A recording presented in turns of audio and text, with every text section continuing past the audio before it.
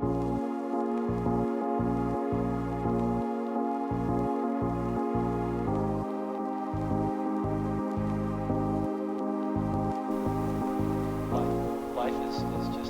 dans un nouveau carnet de bord. Aujourd'hui on est lundi, c'est lundi de Pentecôte et j'ai pas fait grand chose aujourd'hui à part démarrer un nouveau roman qui s'appelle Le bon père de Santiago Diaz aux éditions du Cherche-Midi. Alors quand je vous dis démarrer, c'est parce que j'ai lu 60 pages à peine, sinon je me suis beaucoup reposée. C'est un nouveau thriller que je lis dans le cadre de la team thriller du Cherche-Midi. Donc je sais qu'on va en parler très bientôt avec la team, même si je ne serai malheureusement pas présente pour la première fois depuis 2017 à ce book talk, parce que c'est l'anniversaire de mon conjoint, le jour où nous avons le book talk, et nous serons au restaurant, donc je vais louper un petit peu ça. Mais c'est pas grave, je ferai quand même mon retour sur ce roman. Santiago Diaz, c'est un auteur, ou une autrice, un auteur que j'avais déjà lu avec Talion, voilà, en 2020, et que j'avais plutôt beaucoup aimé. Donc là on va être dans une histoire de vengeance, un homme qui est accusé à tort ou pas du meurtre de sa femme, et on se retrouve un an plus tard avec le père de cet homme qui va défendre son fils en mettant en scène, en séquestrant des personnes qui ont eu un poids dans l'affaire de son fils. Et donc on va suivre à la fois le côté de l'enquêteur, à la fois le côté des victimes et à la fois le côté du méchant. Donc en fait on passe dans la tête de tous les personnages et les chapitres font 2 pages. C'est hyper addictif, donc j'ai très hâte de continuer ce roman. Et puis j'aime beaucoup cette couve, à part les petits dés de camembert là. Les petits dés mentales dont je parlais la dernière fois, mais non, bien sûr, ce sont des dés à jouer, pas des dés mentales. Voilà, donc c'est ma lecture en cours. Je voulais juste introduire ce carnet de bord et je vous retrouverai plus tard dans la semaine pour vous en reparler. Hello, aujourd'hui on est mardi, fin de journée, et je reviens vous parler un petit peu de mes lectures. Donc tout d'abord je viens vous parler de ce roman que j'ai commencé hier, Le bon père, et j'ai déjà lu 150 pages, j'aime trop. C'est de Santiago Diaz aux éditions du Cherche-Midi, que je lis dans le cadre de la team thriller du Cherche-Midi. Je vous en parlais hier rapidement. Dans cette histoire, en fait, on va avoir un jeune homme qui s'appelle... Je vous dis pas les noms dans ce livre, j'ai fait une liste. Alors, on va avoir donc un jeune homme qui s'appelle Gonzalo Fonseca, qui va être accusé du meurtre de sa femme, parce que en fait on va retrouver le cadavre de sa femme et lui à côté, maculé du sang de sa femme, et donc toutes les preuves sont là pour l'accuser. Il va donc être jugé coupable et mis en prison, sauf que son père, donc qui s'appelle Ramon Fonseca, va être persuadé que beaucoup d'éléments ont été mis en place pour accuser son fils à tort et que son fils n'a absolument rien fait. Donc Ramon Fonseca, il va un an après kidnapper 3 personnages clés dans l'arrestation de son fils, c'est-à-dire une juge, un avocat et un témoin. Ces 3 personnages vont être donc enlevés par le père, et il va y avoir une espèce de course-poursuite contre la montre par la police pour retrouver ces 3 personnes qui ont été kidnappées, les libérer et éventuellement trouver le vrai coupable qui aurait mis en scène le meurtre de la femme de Gonzalo Fonseca. Voilà, donc en fait il y a une espèce de chantage où le père dit: si vous retrouvez l'assassin qui a tué ma belle-fille, donc qui a accusé mon fils, je vous dis où est-ce que j'ai caché les 3 prisonniers. Si vous ne le trouvez pas dans le temps imparti, eh bien ces personnes-là vont mourir. Et donc on va suivre Indira Ramos, la même, si je dis pas de bêtises, la même flic que j'avais lu dans le précédent roman Talion. En tout cas, ce personnage me dit quelque chose. Et donc on va suivre Indira Ramos, qui est une personne très maniaque, très psychorigide et qui est assez drôle finalement. Dans cette enquête, une enquête qui lui tient énormément à cœur parce que elle s'est dit voilà, je vais avoir 3 victimes et potentiellement il y a une personne en prison qui n'a pas lieu d'être et un assassin qui court, toujours. Voilà, donc on va suivre ces personnages-là. C'est très haletant, c'est très addictif parce que les chapitres font 2 pages. Donc c'est hyper punchy. Par contre, il y a beaucoup de personnages hein, avec des noms espagnols, donc je n'arrive pas du tout à retenir ou différencier. Donc bon, je me suis fait une liste, c'est pas grave. On va avoir affaire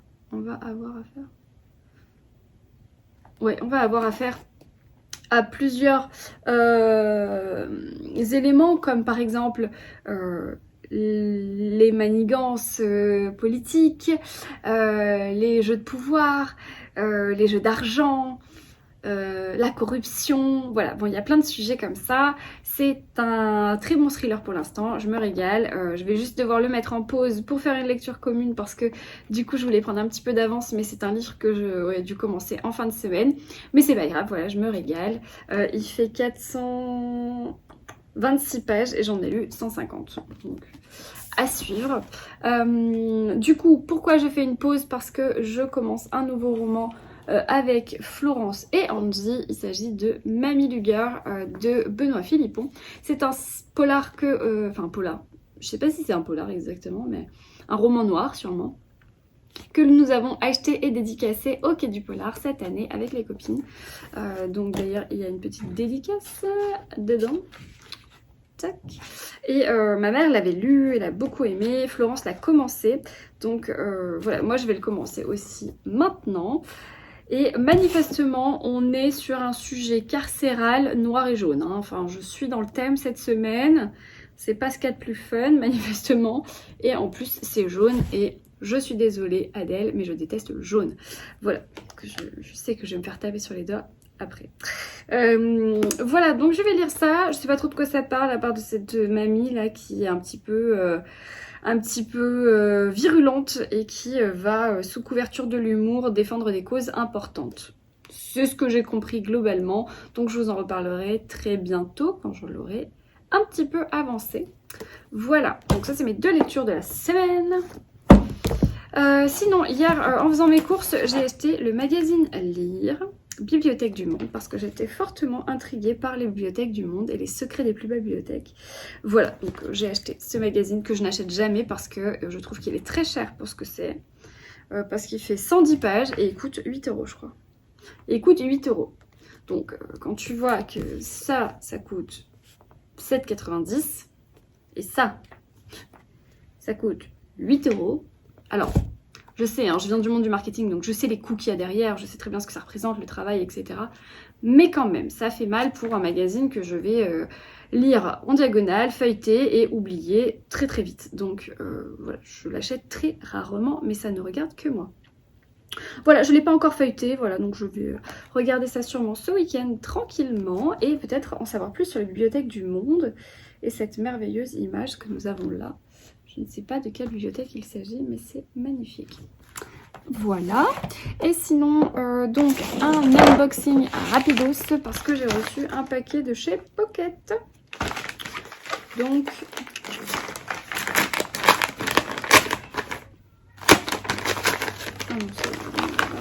de quoi s'agit-il? Ah, ben je l'ai déjà. Les durs à cuire de Charlie Métrier-Mac. Grâce, c'est un livre que j'ai reçu dans le cadre du Club Fleuve, je crois. Non, je sais pas dans le cadre du Club Fleuve, mais c'était paru chez Fleuve. Je l'ai reçu l'année dernière, du coup, j'imagine. Et je ne l'ai pas encore lu. Donc je l'ai, écoutez, en poche. Rébellion générationnelle à tous les étages. Alors par contre, c'était un truc humoristique qui me plaisait bien, il me semble. Alors, il n'est pas encore sorti. Il sort le 9 juin.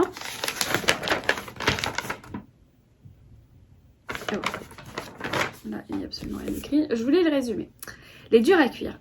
Sixtine, 40 ans, mariée, 2 enfants et bourgeoise par excellence, est au bord de la crise de nerfs lorsqu'elle se retrouve contrainte d'héberger ses parents.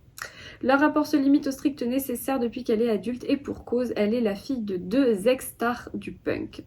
Grands-parents déjantés versus fille quadra bien rangée et même un peu coincée, la maison est à 2 doigts d'exploser, mais pour Constance et Clément, les 2 filles de Sixteen, cette cohabitation tombe du ciel. Donc j'imagine que c'est assez drôle. Et ça peut être très sympa à lire sur la plage. Voilà, sinon on appréciera les nouveaux dos de chez Pocket, où il n'y a plus le carré avec la couverture, le dessin de la couverture, et que le Pocket est devenu transparent. C'est plus chic dans la bibliothèque, mais malheureusement, du coup, tous les anciens Pocket font un peu tâche. Enfin, du coup, il n'y a plus trop de cohérence entre cette nouveauté et les anciens. Mais c'est pas grave. Voilà, bon écoutez, je vais aller ranger ça. Je vous laisse, je vais lire, tout simplement. Je vais aller commencer Mamie Luger, parce que, alors je disais Mamie Luger, mais c'est manifestement Mamie Luger, d'après Benoît Philippon qui nous a dit que c'était une personne plutôt allemande, donc ça se prononçait plutôt de cette façon. Je sais pas combien de pages il fait, 380 quand même. Donc voilà, mes 2 lectures de la semaine, je vous en reparle très vite. Et j'ai très bientôt terminé mon livre audio, donc Lucinda Riley, qui est la maison de l'orchidée, j'imagine, ou la maison de l'orchidée, qui est un de ses premiers finalement romans, qui a été réédité là récemment chez Charleston, qui est encore disponible que en grand format si je dis pas de bêtises. Et j'aime beaucoup, ça me fait tellement du bien de retrouver Lucinda Riley. Je me les savoure, ces romans. Donc là, il me reste 2 heures d'écoute sur 18 heures. Donc c'est quand même un pavé de 800 pages. C'est pour ça que je l'écoute. Et que la lectrice est très bien. Donc je trouve que les romans de Lucinda Riley se prêtent très bien à l'écoute. Voilà, donc je vous en reparlerai bientôt. Je suis vraiment sur la fin. Il doit me rester 100 pages du roman. Donc sur 800, un truc comme ça.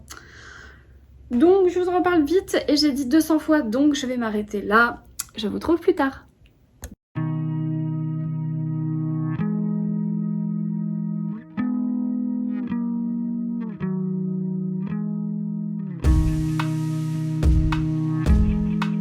Mercredi soir et voilà mon programme de grand-mère.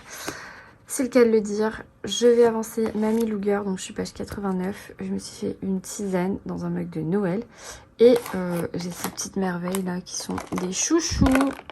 Voilà, et je viens de mettre du vernis aussi. Voilà, je vous souhaite une bonne soirée et je vous parle demain. Hello, aujourd'hui on est jeudi et c'est fin de journée.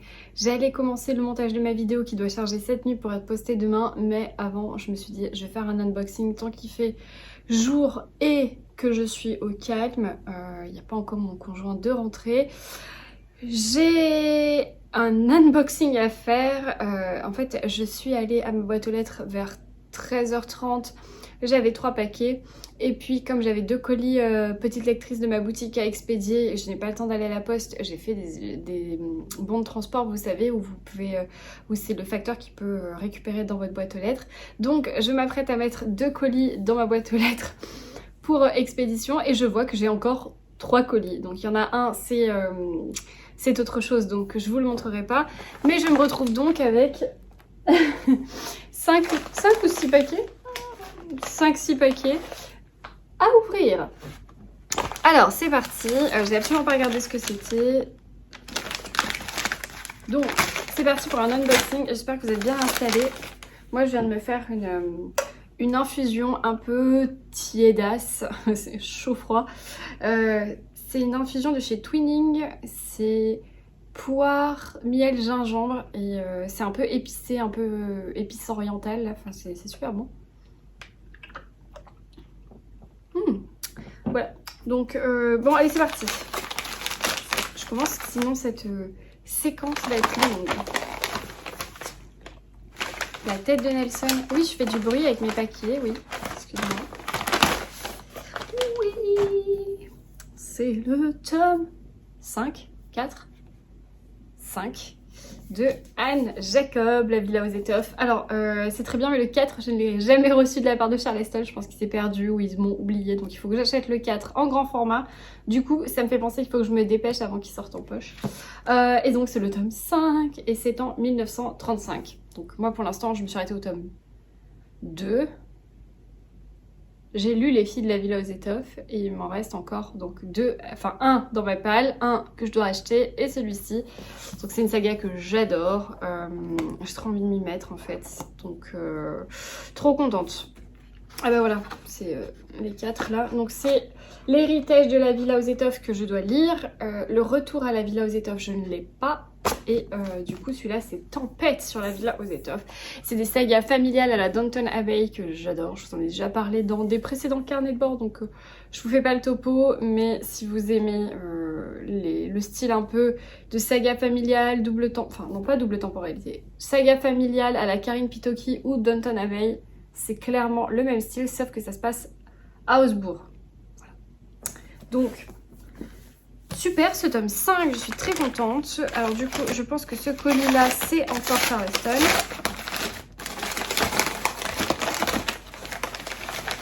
J'espère qu'ils ne l'ont pas envoyé en double. Ah, est-ce que je l'avais demandé celui-là? Je crois pas. Mais c'est pas grave, ils me tentaient aussi. C'est donc La cuisinière de Castamar. Peut-être que je l'ai demandé, mais je crois pas. Fernando G. Muñez. Peut-être que oui, je ne sais plus. Bref, c'est donc là pour le coup, je vais vous en parler mieux. Je vais vous lire le résumé. C'est encore un pavé, hein, mais c'est historique, donc je pense que ça va me plaire. Madrid 1720. Protégée de l'immensité vertigineuse du ciel sous une cargaison de paille, Clara Belmont a pris son courage à deux mains pour entreprendre le voyage jusqu'au domaine de Castamar, où elle est attendue comme commise de cuisine dans le château ducal. La jeune orpheline madrilène espère y trouver un refuge après la mort de son père et la ruine de sa famille. À son arrivée, elle découvre la demeure en effervescence. Don Diego, le taciturne et mystérieux duc qui s'était enterré dans sa propriété à la suite de son veuvage, a décidé de reprendre sa place dans la société aristocratique. Tous les grands d'Espagne sont attendus pour les festivités données en l'honneur de Doña Alba, la maîtresse de maison décédée 9 ans plus tôt. Du majordome aux femmes de chambre, chacun s'active pour faire de cette fête un événement spectaculaire. Mais quand Clara attire l'attention de Don Diego, elle vient bouleverser la routine bien rodée de la maisonnée. Entre intrigues de cour et sentiments naissants, cette rencontre pourrait changer les destins qui semblaient tout tracés. Si vous entendez des cris, ce sont mes voisines qui jouent dans leur piscine et elles sont très contentes manifestement. Porté par une intrigue au rythme endiablé, un grand roman d'amour et d'aventure qui nous plonge dans les châteaux de l'aristocratie espagnole du XVIIIe. Bon, je vais peut-être demander finalement ce livre, parce que ça me plaît beaucoup. Mais je crois que j'avais hésité et que finalement, je crois que c'est Magda et Angie qui m'ont convaincue en me disant qu'elles avaient beaucoup aimé. Si je dis pas de bêtises, il faudrait que je vérifie auprès d'elles.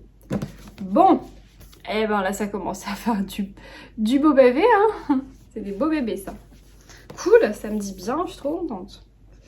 Ensuite, je crois que je vais les poser parce que sinon je vais les garder sous les genoux. Ça va être trop lourd. Oui, ça.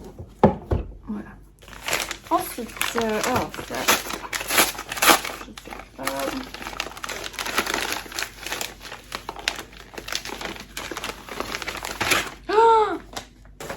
Oh oui, oh oui, oh oui, oh oui, oui, oui. Le carnet des 7 sœurs. Oh là là, non. Oh, ce carnet, qu'est-ce que je vais bien pouvoir mettre dedans? Je vais pas vouloir l'utiliser, il est trop beau. Le carnet des 7 sœurs. En plus, c'est donc en partenariat avec... je pense qu'on peut le racheter. Avec la marque Le Papier. C'est une marque trop géniale. Très très douce. Très agréable à écrire. Bon, je vois qu'il coûte quand même 19 €, donc je pense que vous pouvez l'acheter. Il faut vraiment être fan. Mais I am vraiment fan. Donc, il est trop beau. Le carnet de la saga Phénomène. Regardez. Hop. Il est un peu bleu. Bleu jeans, mais foncé. Donc là. Oh là là. que crier ces enfants. Oh là là, c'est trop beau, avec des lignes et avec des sphères armillaires.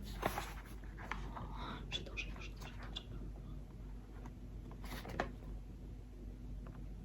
Ah, là, il y a un petit biopic de Lucinda Riley et les livres. Alors, ce que j'ai pas encore lu de Lucinda Riley, c'est Le mystère de Fleet House et La jeune fille sur la falaise. C'est tous lu sinon. Oui, d'ailleurs, il faut que je vous parle de ma lecture de La maison de l'orchidée de Lucinda Riley que j'ai terminée en pleurs, que j'ai adoré. Donc je vais vous en parler bientôt. Mais là, on continue le unboxing. Donc j'ai reçu ce merveilleux carnet de la part de Charleston X le papier. Trop beau. Trop beau. Mais qu'est-ce que je vais bien pouvoir mettre dedans? Je ne sais pas. Ensuite, il m'en reste 2 paquets. Et après, cet unboxing sera terminé. Ah bah manifestement, c'est encore Charleston. Et alors là, c'est le baby Lucinda Riley, justement. Je ne l'ai pas lu, donc voilà. C'est les mystères de Fleet House. Oh, j'aime tellement cette autrice. Faut que je les savoure parce qu'il n'y en a plus après. Il est trop beau. Trop beau. Au sein du prestigieux internat privé de Saint-Stéphane, au cœur de l'idyllique campagne du Norfolk, se trouve l'austère dortoir de Fleet House, vieille bâtisse victorienne en cruel manque d'entretien.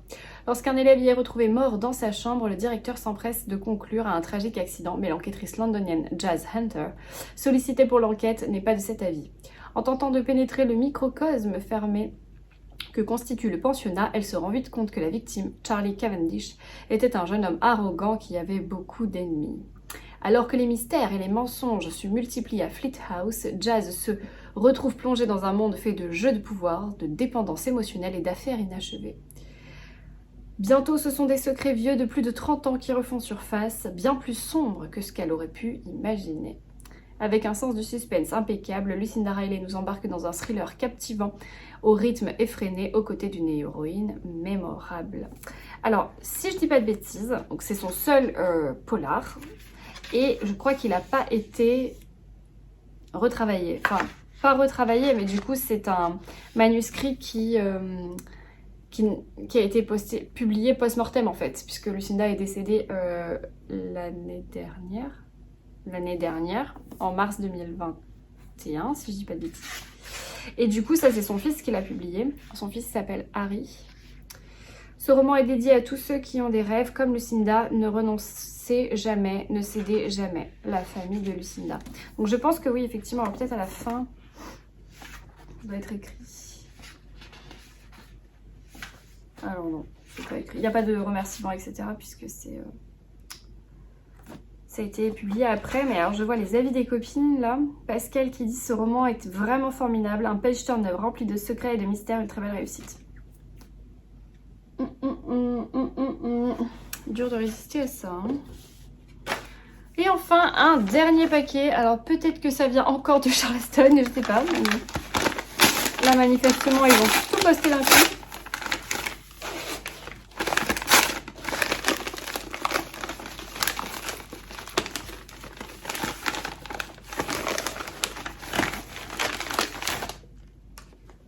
Ah, bah c'est pas Charleston, mais c'est Nami.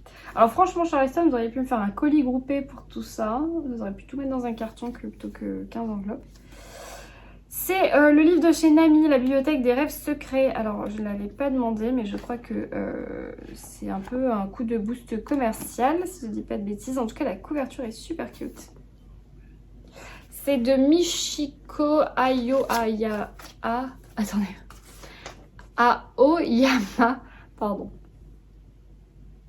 Je crois que c'est un peu un roman japonais un peu psycho. Je vous lis. Femme imposante et énigmatique, coincée entre le paravent et le bureau d'angle du coin conseil d'une petite bibliothèque en plein cœur de Tokyo, Sayuri Komachi attend patiemment ceux qui décident de venir la voir. Hommes ou femmes, jeunes ou vieux, salariés ou retraités, ils sont au croisement de leur vie. Et à chacun, la mystérieuse bibliothécaire propose un ouvrage totalement inattendu, bien loin de celui qu'il croyait être venu chercher. Mais ce choix ne relève pas du hasard, car derrière cette lecture imprévue et surprenante se dessinent les premiers jalons d'un nouveau départ. Un roman choral poétique qui célèbre le pouvoir des livres et l'importance d'une personne attentive et à l'écoute peut avoir sur le destin de chacun d'entre nous. Donc, pour faire le petit topo, Nami, c'est la marque, enfin c'est une nouvelle maison d'édition qui appartient au groupe Charleston, le Duc, etc. Donc, je sais pas trop quel type d'identité il cherche. En tout cas, le format du livre est un peu carré. Il est pas très grand, il est un peu carré. Je sais pas, je crois que c'est le premier du coup qui publie chez Nami, la bibliothèque. Symbole, alors Nami, voilà, un voyage à soi. Symbole du mouvement perpétuel de la vie, Nami signifie vague en japonais. Je ne savais pas. C'est aussi la maison d'édition qui donne vie à la littérature de l'intime. Une littérature qui nous parle de nos joies, de nos peines, de nos défis et de nos choix. À travers des romans français, francophones ou étrangers, nous vous invitons à célébrer à nos côtés l'inimitable pouvoir de la littérature et à découvrir des plumes uniques, de nouveaux horizons et des personnages en quête d'eux-mêmes. Oui, donc c'est ça, en fait, la ligne directrice qu'ils essayent de prendre, c'est quelque chose d'un peu plus lifestyle, pas feel good, mais développement personnel, peut-être, un peu. Donc bon, mais pourquoi pas, hein, pourquoi pas. Voilà, bon bah c'était un unboxing Charleston. Je pense que je mettrai dans l'intitulé à réception Charleston, parce que c'est manifestement un 100% Charleston. Oups, mais c'est très lourd. Donc c'est pas pour me déplaire, parce que c'est que des choses que j'aime, donc j'en suis ravie. Voilà, je vais vous laisser parce que je pense que mon conjoint va pas tarder et il faut encore que je fasse le montage de ma vidéo, j'en ai au moins pour 1 heure. Et après il faut que je la poste, il faut que j'écrive le truc, enfin bref, il y a encore pas mal de choses à faire, j'ai pas fini. Sinon j'ai avancé un petit peu, Mamie Luger, je suis page 140 je crois. J'ai mis en stand-by Le Bon Père, mais j'ai très envie de lire les deux, donc je vais essayer de les terminer les deux pour la fin de semaine. Donc je vous tiendrai au courant. En attendant, bah, je vous retrouve plus tard.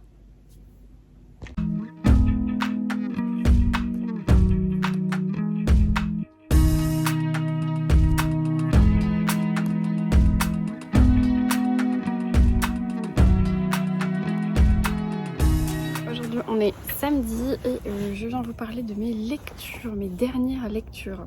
Alors tout d'abord je devais vous donner mon avis sur La Maison de l'Orchidée de Lucinda Riley aux éditions Charleston. C'est un roman que j'ai écouté sur Audible parce que vous savez que les Lucinda Riley ou les gros pavés de chez Charleston, j'ai tendance à les écouter sur Audible. Du coup c'est quand même une belle brique de 740 pages. Ça a été écrit il y a un certain temps puisque en fait la parution elle est récente, mais ça a été écrit en 2012 et c'est paru la première fois chez City. Donc vous avez peut-être déjà vu ce livre passer il y a longtemps, il y a 10 ans. Hein.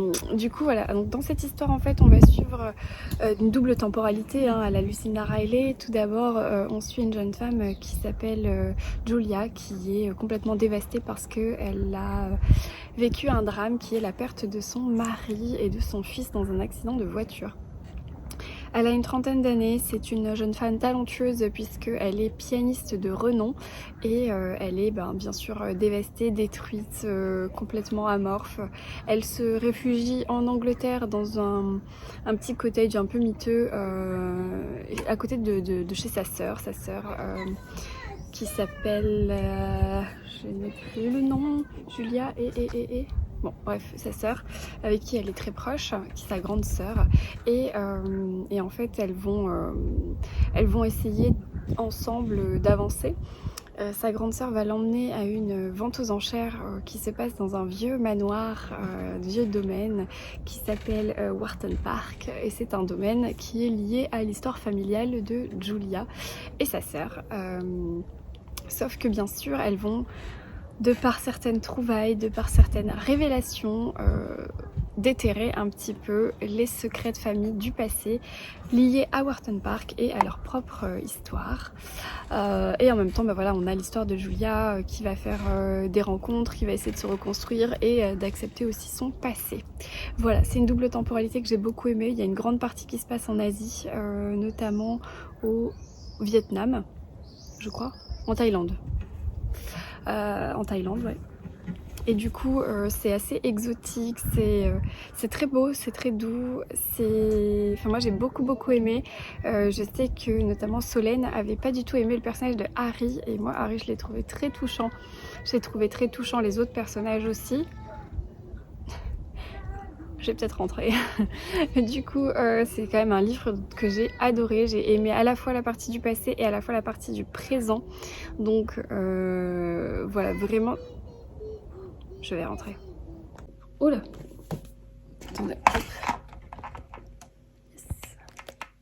Donc pour ceux qui n'ont pas compris pourquoi je suis rentrée, c'est parce que derrière il y avait mes voisines qui chantent, qui jouent dans la piscine et autres. Elles ont 6 ans et 8 ans, donc je ne peux pas leur en vouloir.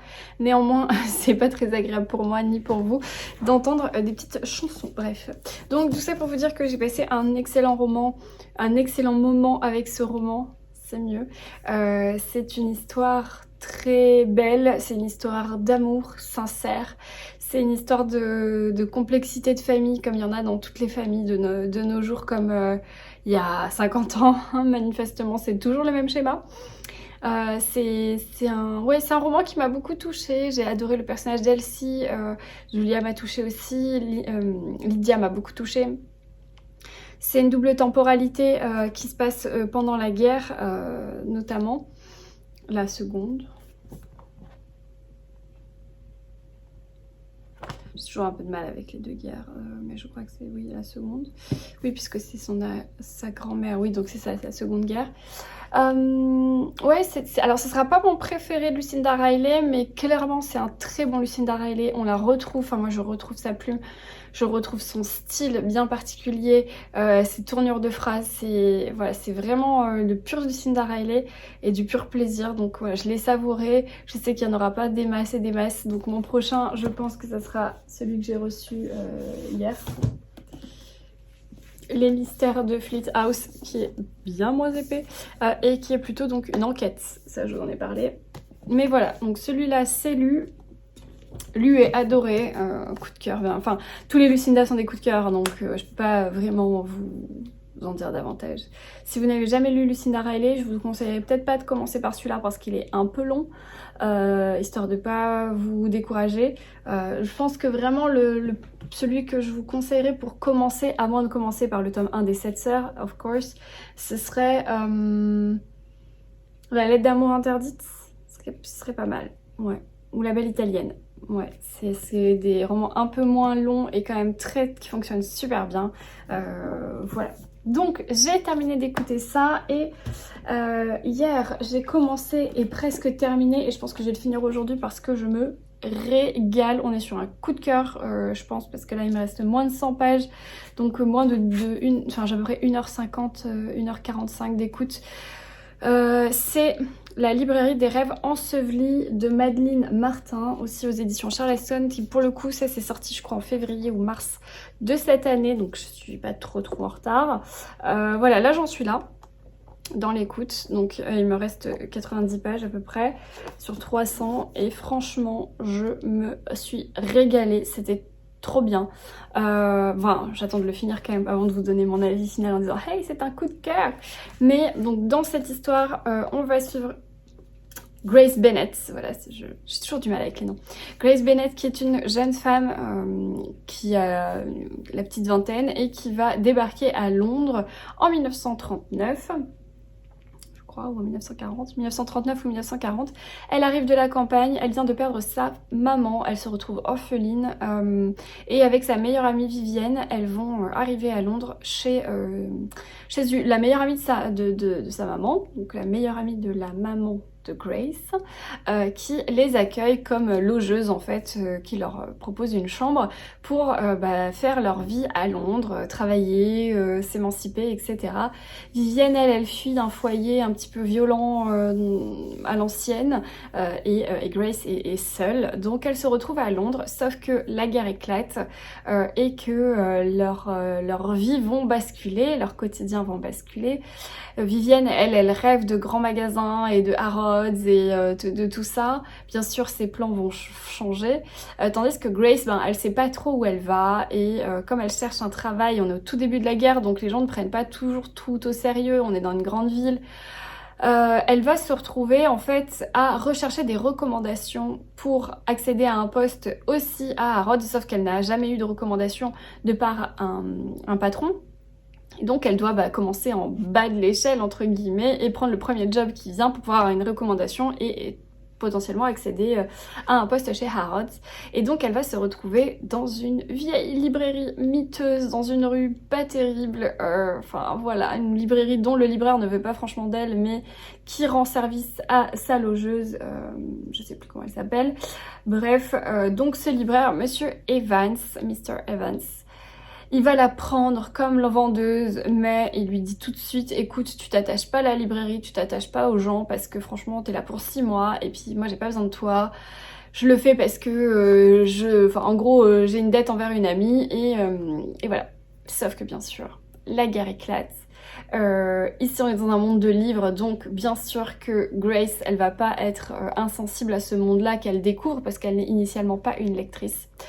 Et donc voilà, en fait on va avoir à la fois le côté de la guerre dans Londres, hyper immersif, parce que là on a vraiment les gens qui vont dans les métros, qui vont dans leur espèce de mini bunker dans les jardins, comment ça se passe, les sirènes, les bombardements, les gens qui, comment on appelle ça, les gens qui vont dans la nuit et qui vont... c'est pas le WVS, c'est les autres, l'ATS, voilà. L'ATS, ce sont les personnes, les flics, entre guillemets, qui, la nuit, vont soit guider les gens quand il y a des alertes, soit faire un petit peu la justice, parce qu'il faut absolument qu'on soit tout le temps dans le blackout, c'est-à-dire que tout soit tout noir, les rideaux tirés, le goudron sur les vitres et tout, pour pas qu'en fait la lumière soit visible depuis les avions, et que les avions bombardent Londres. Donc du coup, en fait, ces gens-là, c'est des volontaires pour la plupart, qui vont faire régner l'ordre la nuit notamment. Et donc Grace, elle va côtoyer ce monde-là, elle va côtoyer le monde de la guerre qui est hyper immersif dans ce roman. Vraiment que dans Londres, on est que dans Londres. Et puis à côté de ça, elle a ce monde d'évasion où elle va découvrir la littérature, elle va découvrir les lecteurs, l'addiction, tout en fait. Tout ce qui va toucher à l'amour du livre. Et voilà, je ne vous en dirai pas plus. Mais c'est une merveille ce roman, je me régale, je me dis mais j'adore. Donc j'ai trop envie de savoir la suite, bien sûr, suite et fin. Donc il me reste 1h30 d'écoute, donc je pense qu'aujourd'hui je vais encore écouter parce que je vais aller à Cannes et je vais aller aussi... je vais aller à Cannes refaire mes ongles et je vais aller aussi voir mes copines à la librairie cet après-midi. Donc ouais, je pense que je vais faire un peu de voiture et avancer dans ce merveilleux roman. Mais je pense qu'on n'est pas loin d'un coup de cœur parce que c'est tout ce que j'aime. L'historique, le côté littérature et tout et tout. Bien sûr, il y a des romans qui sont cités que j'ai très envie de lire maintenant, du style Emma de Jane Austen, du style Middlemarch, du style Le Comte de Monte Cristo. Voilà, ça c'est des livres qui sont racontés, enfin pas racontés, mais qui sont découverts dans ce roman. J'ai envie de les lire maintenant, parce que bien sûr c'est des livres que j'ai pas lus. Voilà. Bref, donc je vous donnerai mon avis final, je pense, soit à la fin de la vidéo, soit la semaine prochaine. Et autre roman que j'ai terminé, c'est Mamie Luger de Benoît Philippon aux éditions Livre de Poche. Alors, Luger, je pensais que c'était le nom de famille de la grand-mère, mais en fait non, le Luger, le Luger. C'est un revolver de l'armée SS. Voilà, donc ça n'a rien à voir. Donc dans cette histoire, on va suivre Berthe. Berthe qui, dès le début de ce roman, va être arrêtée par la police dans les 2 premières pages parce qu'elle est en train de tirer sur son voisin. Voilà, elle est en train de lui tirer dessus et elle a des bonnes raisons. Bref, donc en fait, on va avoir ici un espèce de ping-pong aussi de temporalité finalement. où on va avoir Berthe qui est incarcéré, hein, qui est en cellule et qui va être en interrogatoire avec le capitaine ou je sais pas quoi, Ventura, qui va l'interroger pour comprendre qui est cette personne, pourquoi elle tire sur son voisin, pourquoi on a un cadavre dans sa chambre, enfin, et plein d'autres trucs qu'on découvre finalement sur Berthe. Berthe, c'est une mamie de 102 ans qui en a rien à de la vie et qui en le monde, voilà. Et Berthe, c'est un personnage, c'est un sacré personnage. Et finalement, donc, on va avoir Berthe qui raconte son histoire et Berthe avec ses émotions d'une mamie de 102 ans qui est en train de se faire interroger par la police. Donc en fait, on va avoir ces allers-retours dans le temps où on part en 1950, en 1960, etc. Et à la fois, on revient en 2000 à l'heure de l'interrogatoire. Donc c'est très bien ponctué, c'est très rythmé, c'est hyper intéressant. En fait ici, sous couverture de l'humour finalement de ce personnage qui est un peu rocambolesque, qui est très drôle, qui jure comme un charretier. On s'imagine une petite grand-mère de 102 ans dans un corps fragile mais avec une poigne d'enfer, quoi, voilà. Et sous couverture, voilà, de tout cet humour, de toute cette légèreté, en fait, Berthe va dénoncer des actes masculins, notamment, principalement, et qui va, à sa sauce, créer une certaine justice. Ici, on est quand même sur un roman moral, parce qu'on en tire certaines conclusions et certaines leçons, je dirais, très intéressantes. On va dénoncer, à une certaine époque, la condition de la femme, les abus financiers, sexuels, pouvoir, force et autres. Et tout ce qui va tourner autour de la condition de la femme et de ses droits. Voilà. Et ici, Berthe, elle renverse un petit peu la table et elle a bien raison. Voilà, donc globalement j'ai beaucoup aimé cette histoire, je sais que je m'en souviendrai encore longtemps, que c'est un personnage autant couleur que j'oublierai pas tout de suite, c'est clair. Néanmoins c'est pas un coup de cœur parce qu'il y a plusieurs choses qui m'ont un petit peu gênée. J'ai trouvé qu'il y avait beaucoup de rapports au sexe, ou à la sexualité, un peu cru même. Voilà, dans presque tous les souvenirs il y a une scène de cul, quoi. Enfin j'exagère, mais pour moi ça n'a rien apporté de plus au personnage de Berthe. Je pense que les sous-entendus auraient suffi, voilà, j'avais pas besoin de ces détails-là. Après, ça fait partie du personnage et de l'histoire, mais voilà, moi, ça m'a pas apporté grand-chose de plus. Donc ça m'a un peu gênée.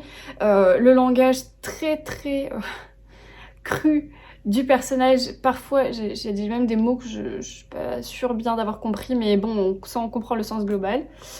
Et surtout, il y a quelques petites incohérences sur le personnage de Berthe. Voilà, à 102 ans, il y a des choses qu'elle fait que, clairement, enfin, je pense que si vous avez côtoyé des personnes âgées, je suis franchement pas sûre. Mais bon, je pense que c'est pas sur ça qu'il faut se focaliser. C'est sur la morale, sur l'histoire de cette femme, de ce qu'elle a vécu, de ce qu'elle représente et des messages que l'auteur veut faire passer. Et bravo parce que c'est écrit par un homme. Et je peux vous dire que les hommes dans ce roman, ils en prennent plein la tête. Donc bravo à Benoît Philippon. En tout cas, franchement, si vous l'avez pas lu ou si vous connaissez pas, c'est un livre qui se lit très vite et très bien et qui est vraiment sympa. Donc je vous le recommande.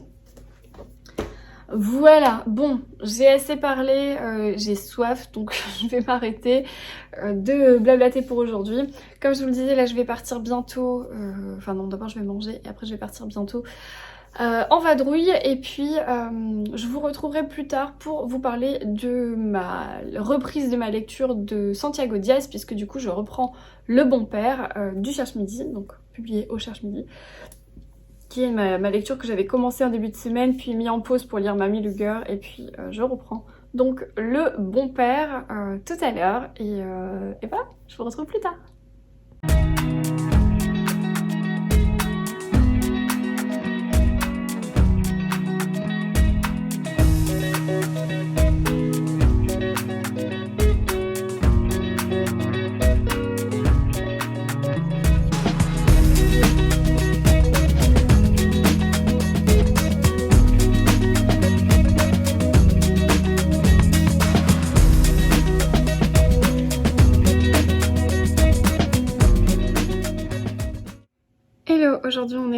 Jeudi, oui, jeudi, il est grand temps que je transfère ce carnet de bord, mais je ne l'ai pas conclu, donc je prends enfin le temps de le conclure.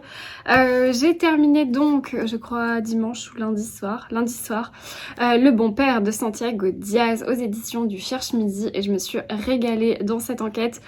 Je vous ai déjà un petit peu parlé du résumé, c'est-à-dire que ici on est un petit peu sur une histoire de vengeance. C'est la deuxième vengeance que je lis de Santiago Diaz et c'est plutôt pas mal. Je trouve que c'est même meilleur que son précédent. Ici l'enquête elle est super bien menée. On va suivre un père qui essaye de venger son fils puisque son fils a été arrêté pour assassinat. Il aurait soi-disant assassiné sa femme. Le père de cet homme pense qu'il est innocent et il va tout faire pour le faire rejuger innocent. Bref, ce qui était un peu compliqué, c'était les personnages parce que j'ai dû faire une petite fiche parce qu'ils ont tous des noms espagnols et je mélangeais tout le monde, les Juan Carlos et les Gustavo et les Diaz et les machins. Donc du coup, je me suis fait une petite fiche, après ça allait beaucoup mieux. Du coup, voilà, donc c'est Gonzalo Fonseca qu'on va arrêter. Dans cette enquête, on va suivre à la fois l'inspectrice, l'enquêtrice, qui est une femme un petit peu à la Monk, qui est vraiment psychorigide. Il faut que tout soit aligné, tout soit droit. Elle met des gants, elle peut pas toucher. Elle est perturbée par les microbes, par tout ça. Donc elle est un petit peu spéciale. On comprend qu'elle a un background un peu complexe aussi, qui lui a fait... arriver tous ces tocs de rigidité, de droiture et de microbes et de tout ça. Donc on va la suivre elle un petit peu dans son côté perso, relations humaines, relations hommes-femmes aussi, très légèrement, hein, mais c'est que ça devient intéressant parce que cette inspectrice nous devient attachante.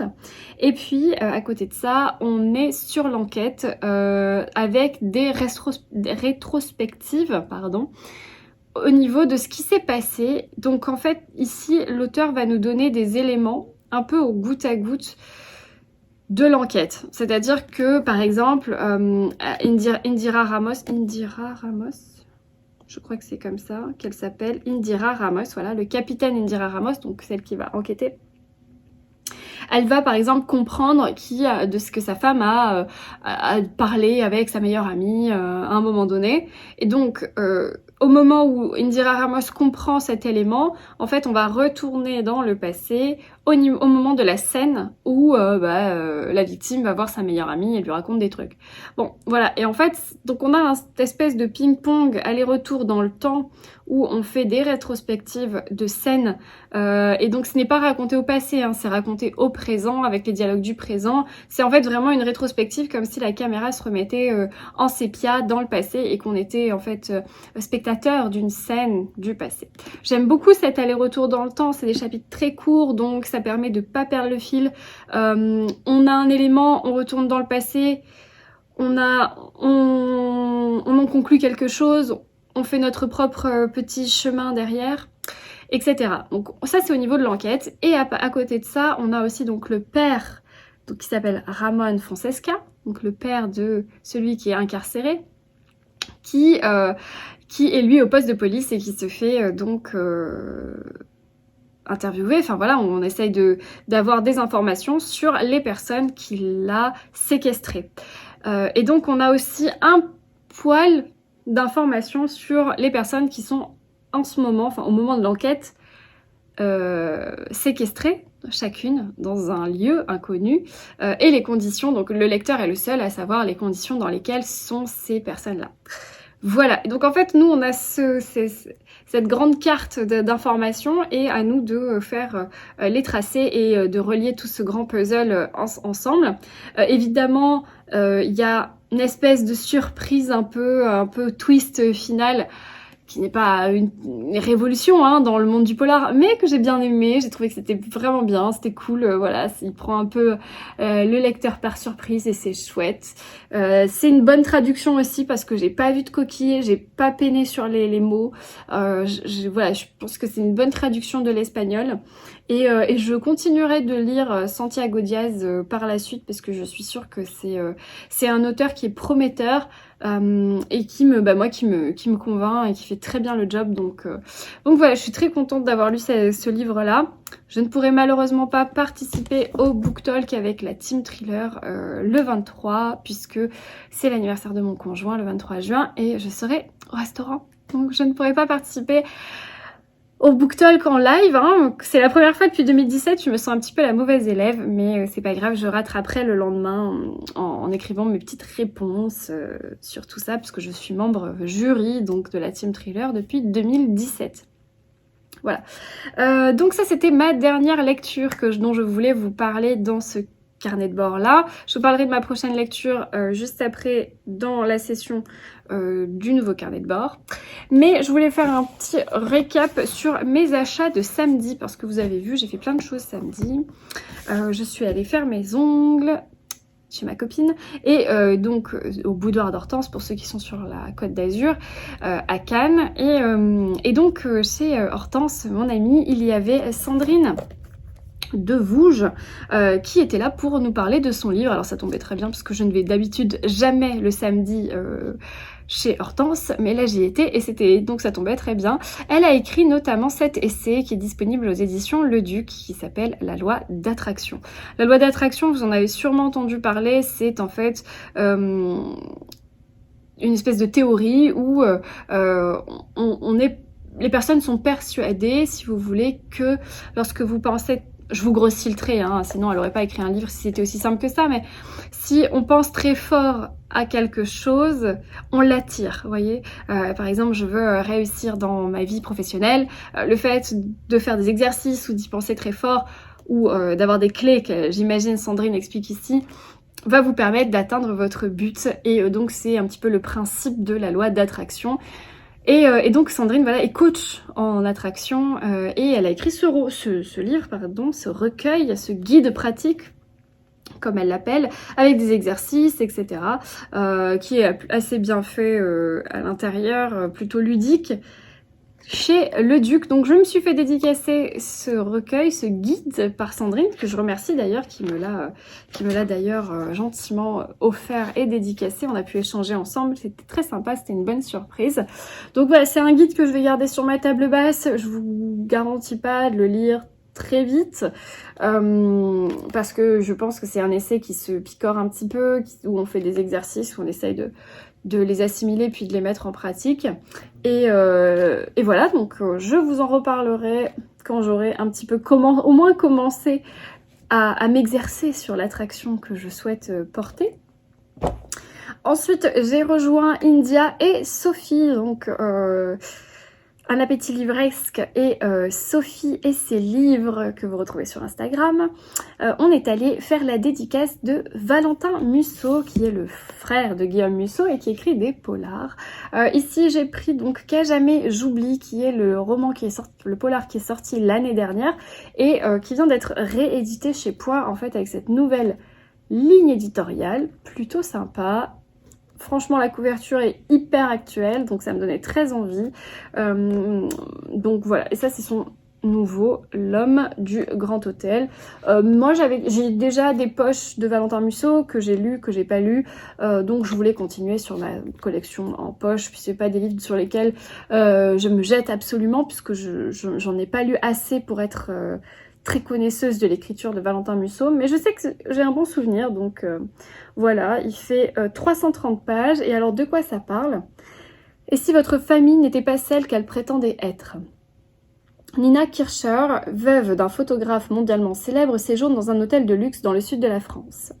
Son destin bascule lorsque, sortant de la piscine où elle vient de se baigner, elle s'engage dans les pas d'un homme jusqu'à son bungalow, puis, sans raison apparente, le poignarde avec une violence inouïe, avant de s'enfermer dans un mutisme complet. Pour tenter de comprendre cet acte insensé, son fils Théo décide de mener sa propre enquête jusqu'à découvrir des secrets inavouables. L'histoire bouleversante d'une femme décidée à prendre en main son destin.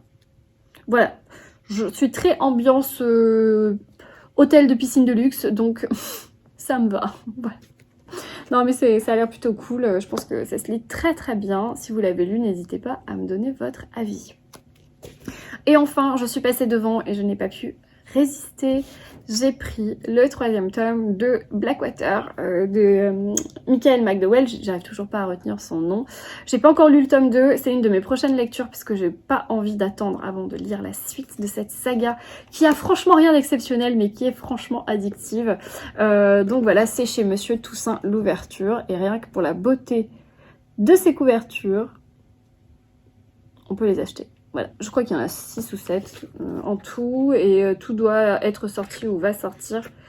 La pluie sort le 17 juin, c'est demain. 1, 2, 3, 4, 5, 6 tomes. Voilà, donc je n'ai que les 3 premiers, j'ai lu le premier, je vais lire le 2 et j'ai déjà le 3 parce que en fait ce qui s'est passé c'est que le 1 et 2 sont assez en rupture de stock en ce moment dans pas mal d'endroits, dans pas mal de distributeurs.